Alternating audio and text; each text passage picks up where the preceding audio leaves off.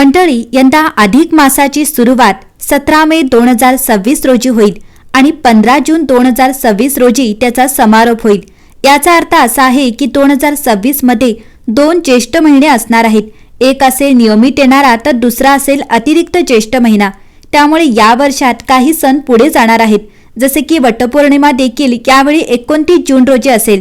अधिक मास 15 जून रोजी समाप्त होईल। अधिक मास या महिन्यात काही नियमांचे पालन करणे लाभदायक मानले जाते। या महिन्यात पूजा पाठ व भगवान विष्णूंची भक्ती करणे श्रेष्ठ मानले असल्याने सात्विक आहारावर भर देणे आरोग्यासाठी हितकारक मानले जाते।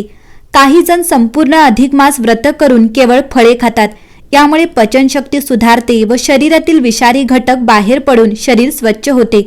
अधिक मासात मांसाहार करणे टाळावे, जमेल तितके शुद्ध अन्न ग्रहण करावे।